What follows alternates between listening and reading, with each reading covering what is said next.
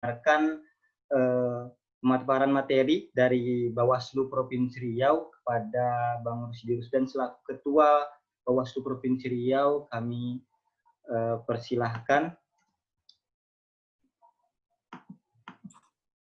Ya, Bang Rusdi, mungkin udah bisa dihidupkan suaranya. Baik, Assalamualaikum warahmatullahi wabarakatuh. Waalaikumsalam. Bisa, Najib udah bisa dengar suara saya ya? Sudah. Baik, pertama-tama saya mengucapkan selamat Lebaran dulu ini kepada para senior dan kepada teman-teman yang seangkatan atau adik-adik, dan mungkin ada juga mahasiswa yang sedang masih kuliah di Yogyakarta, ya, Najib dan kawan-kawan. Yang kedua, saya mengucapkan selamat atas diselenggarakannya kegiatan ini. Saya pikir ini adalah sebuah kesempatan bagi kita untuk menjalin silaturahim sesama alumni dan juga mahasiswa Jogja. Walaupun begitu, karena ini adalah kita baru melaksanakan Idul Fitri, izinkan saya menyampaikan sebuah bait pantun, ya. Ketupat di atas pinggan, ada kuah pedas karena merica. Walaupun kita sudah habis Lebaran, segala silap salah mohon maafkan. Ini pantunnya bukan AB-AB nih Kak Ade ya. Ya, saya lupa menyapa para senior, Bang Kaidir, Bang Irwan, Kak Ade, mungkin ada Bang Panca, dan Bang Ismail.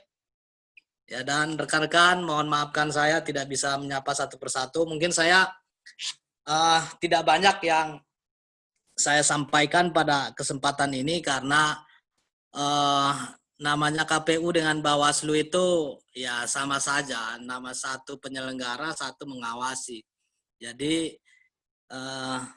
saya teringat cerita senior saya, mantan anggota Bawaslu RI periode 2012-2017 yang mengatakan sebuah ilustrasi cerita antara KPU dengan Bawaslu ini, itu pernah ada dulu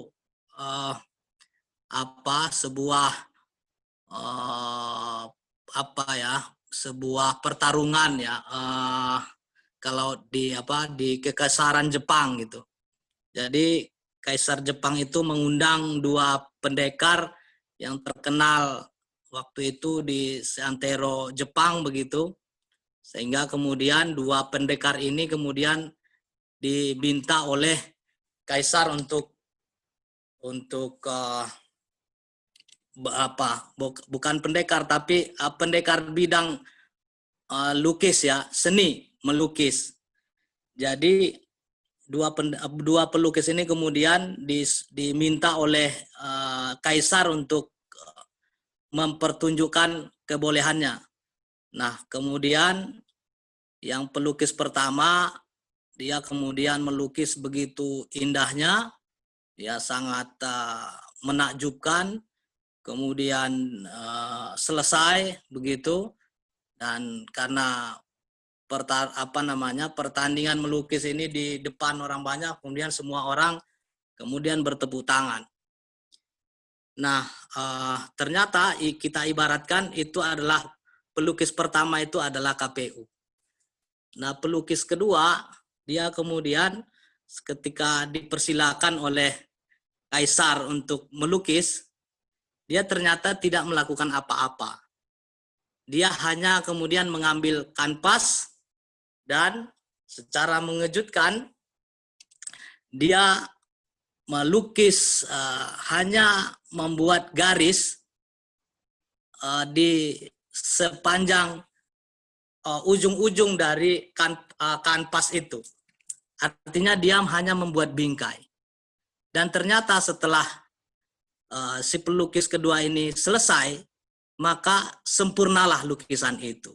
Kalau pertama tadi belum ada bingkai, kemudian setelah dibuat bingkai baru sempurna.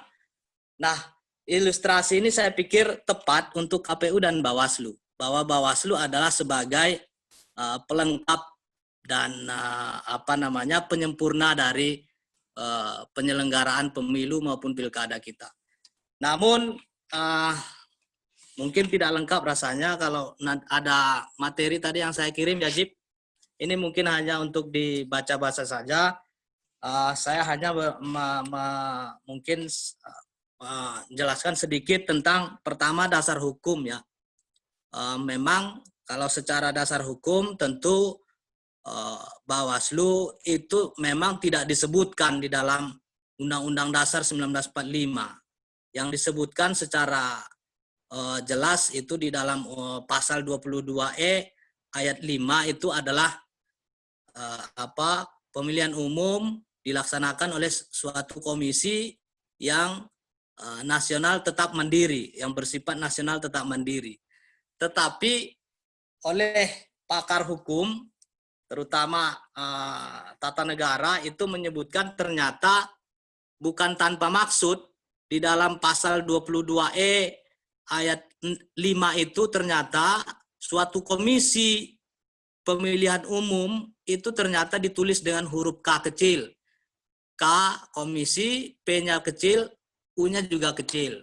Ini artinya apa? Bahwa ternyata penyelenggara pemilu itu bukan hanya KPU dengan huruf besarnya yang sekarang oleh Nugi dan kawan-kawan, tetapi juga itu adalah menunjukkan bahwa ada lembaga lain. Nah, itu kemudian dijelaskan di pasal di ayat berikutnya, itu ayat 6 pasal 22E itu, yaitu penyelenggaraan pemilu selanjutnya diatur oleh undang-undang.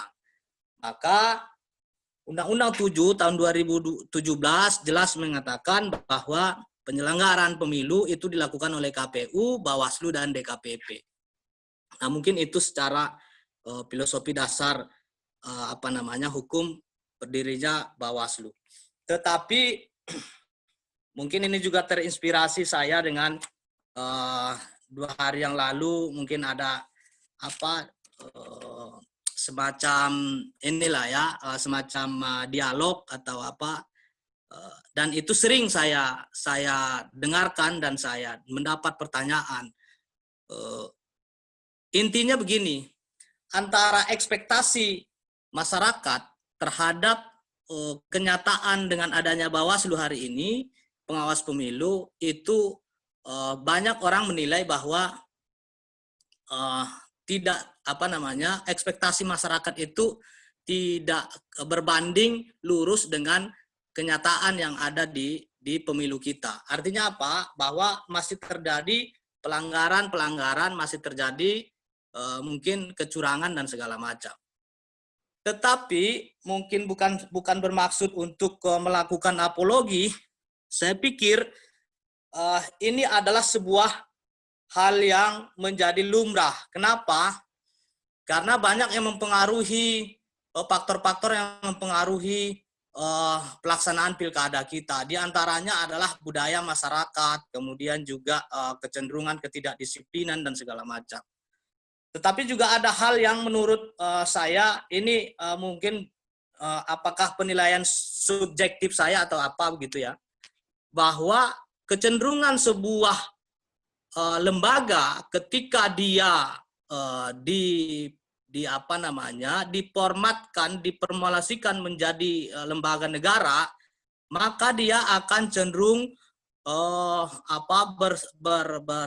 bersikap prosedural dan formalis. Artinya ketika sebelum adanya Bawaslu kemudian orang menilai bahwa seperti pemilu 1955 yang dianggap sebagai pemilu yang paling bersih dan paling paling berjalan dengan baik, itu ternyata kemudian ketika kita melihat pelaksanaan pemilu 99 yang itu hampir sama demokratisnya dengan pemilu 1955. Nah, ini menyimpulkan kepada kita bahwa sesungguhnya ketika pengawasan itu dilembagakan, maka akan terbentur ia dengan adanya syarat formil dan material sebuah penanganan pelanggaran umpamanya.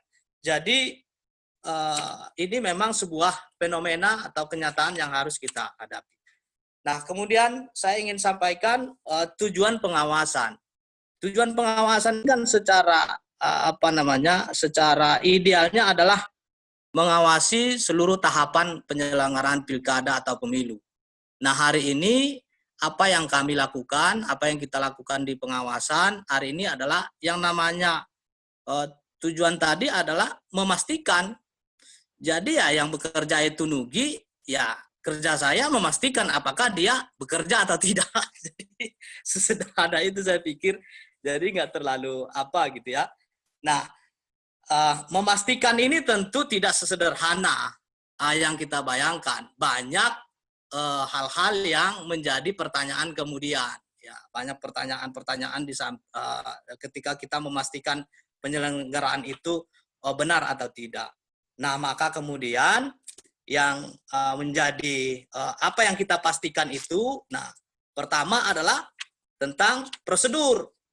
Ya, prosedur prosedur bagaimana kemarin KPU menghentikan tahapan, apakah sudah benar, sudah sesuai prosedurnya, saya pikir sudah. Kemudian selanjutnya adalah tepat jumlah, tepat sasaran, ya umpamanya ya sekarang apakah APD yang dipakai itu sudah sesuai prosedurnya, kemudian tepat waktu pelaksanaannya tidak boleh bergeser, tidak boleh sesuai dengan kalau mau diundur ya kalau undang-undangnya menyebutkan tanggal sekian, maka untuk menunda itu perlu Perpu, dan Perpu itu sudah keluar, Perpu nomor 2 tahun 2020 dan seterusnya. Nah, saya pikir itu yang menjadi konsen kami yang kami sebut dengan fokus pengawasan. Kemudian tepat, lengkap dan lengkapnya persyaratan yang dipersyaratkan di dalam undang-undang itu. Jadi sama umpamanya ketika kawan-kawan KPU bertanya kepada saya, gimana menurut pengawas pemilu umpamanya, apakah nanti ketika kawan-kawan di lapangan melaksanakan pilkada, tahapan pilkada umpamanya melanggar atau tidak memakai prosedur, menuruti prosedur standar kesehatan COVID-19, ketika itu ditanyakan kepada kami pengawas pemilu, maka jawabannya kami kembalikan apakah berdasarkan peraturan KPU itu dipersyaratkan atau tidak. Kalau dipersyaratkan oleh peraturan KPU, maka otomatis kami mengatakan itu melanggar. Nah, seperti itu menurut sesederhana itu menurut saya apa yang harus kami lakukan. Nah, kemudian bagaimana strategi? Ya, bagaimana strategi yang kami terapkan saat ini?